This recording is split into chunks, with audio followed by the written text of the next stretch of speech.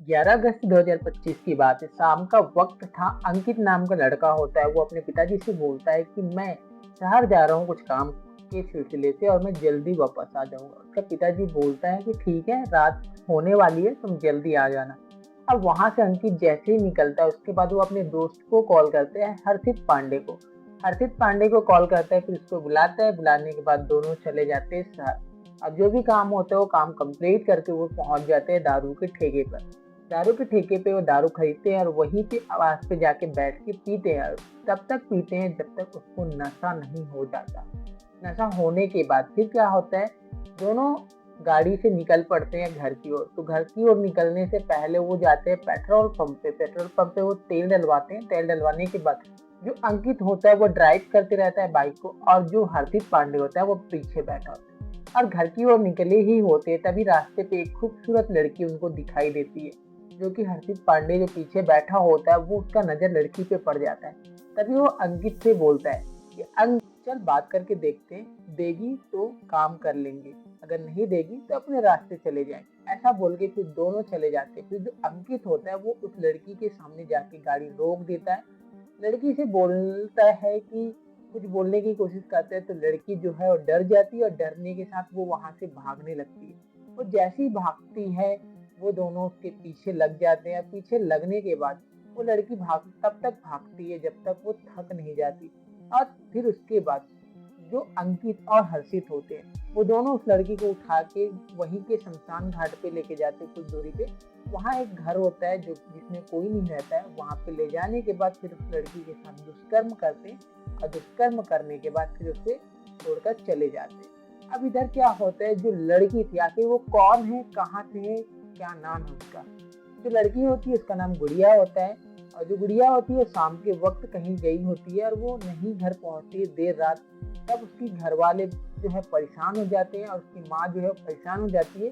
और वो अपने बेटे को सुमित को कॉल करती है और बोलती है कि तुम्हारी बहन जो है मामा के घर गई थी और अभी तक वो नहीं आई, और तुम्हारे मामा से मैंने कॉल पे बात की हूँ तो वो वहां से निकल चुकी है। अब इतना सुनते ही भाई जो था वो क्या था, तुरंत आता है और फिर बलरामपुर आने के बाद वो अपने बहन को ढूंढना स्टार्ट करते हैं। करीबन रात के 8 बज चुके थे, तो उसको ढूंढते हुए सारी रात गुजर जाती। लेकिन जो गुड़िया थी वो दिखने में तो खूबसूरत थी और उसकी उम्र 25 साल के करीबन थी। लेकिन उसका एक वो था जो बचपन से वो विकलांग थी और वो बोल भी नहीं सकती थी, नहीं वो सुन सकती थी।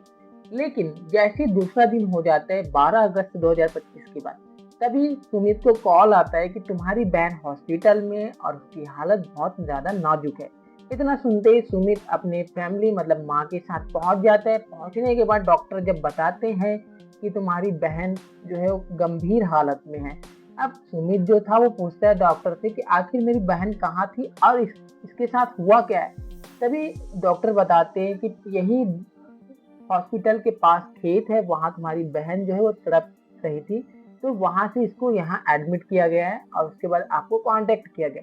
फिर जो सुमित होता है वो पूछने लगता है डॉक्टर से कि आखिर मेरी बहन के साथ हुआ क्या है। तो फिर डॉक्टर बताते हैं कि उसके साथ दुष्कर्म हुआ है और दुष्कर्म के कारण उसके अंदर की हड्डियां वगैरह है वो टूट चुकी है, इसलिए वो नाजुक हालत में। इतना सुनते ही फिर क्या होता है कि जो भाई होता है सुमित, वो जाता है पुलिस थाना बलरामपुर की, और बलरामपुर की पुलिस थाने में अपने बहन के बारे में रिपोर्ट दर्ज कराता है। जैसे ही पुलिस जो है रिपोर्ट दर्ज करती है और पता चलता है कि पुलिस स्टेशन से 500 मीटर की दूरी पर यह हादसा हुआ है, तो पुलिस तुरंत एक्शन में आ जाती है। और एक्शन में आने के बाद जो है हॉस्पिटल पहुंचती है, और हॉस्पिटल पहुंचने के बाद सबसे पहले सुमित से जानकारी लेती है कि आखिर वो विकलांग, गूंगी और बहरी थी, तो आखिर वो गई कहाँ थी।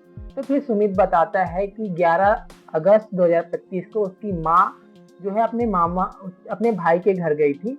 तो उनका भाई का घर ज्यादा दूर नहीं था, मामा का घर जो सुमित का, वो अक्सर आया जाया करती थी। तो बचपन से गुड़िया भी आया जाया करती थी, तो उसको पता था रास्ता, वो किस तरीके से जाना है और किस तरीके से आना है, ये सारी चीज उसको मालूम था। लेकिन जो माँ थी वो 4 बजे निकल जाती है वहां से घर के लिए, और निकलने के बाद वो पहुंचती है और घर में पूजा पाठ करती है। तो गुड़िया जो है वो रुकी रहती है और बिना बताए शाम के 6 बजे के करीबन वो वहां से निकल जाती है घर जाने के लिए। और 6 बजे निकलने के बाद वहां से वो घर नहीं पहुंचती है और ये मामला घटित हो जाता है। अब जो पुलिस है वो उस लाइन के सीसीटीवी फुटेज को खंगालना स्टार्ट करती है और खंगालने के बाद जो सामने आता है उसमें गुड़िया जो है वो भागती हुई नजर आती है और उसके पीछे 2 बाइक वाले होते हैं जो उसको परेशान करते रहते हैं, उसका पीछा करते रहते हैं। अब उस सीसीटीवी कैमरा में तो उन दोनों की तस्वीर नहीं आती है, लेकिन पुलिस जो है हर तरीके से वो मामला में जांच करती है। तभी पुलिस को 12 अगस्त 2025 को ही एक अनजान नंबर से कॉल आता है और कॉल आने के बाद पता चलता है कि जो 2 आरोपी हैं, जो गुड़िया के साथ ऐसा किए, वो छोड़कर भागने वाले, ऐसा करके सुनने में आता है। तो फिर उसके बाद पुलिस जो है तुरंत एक्शन में आ जाती है और सभी जगह पे पुलिस तैनात कर दी जाती है। आखिरकार हर गाड़ी की चेकिंग होती है, तभी वो हर्षित और अंकित पांडे जो है उनको समझ आ जाता है कि अब वो बचने वाले नहीं है।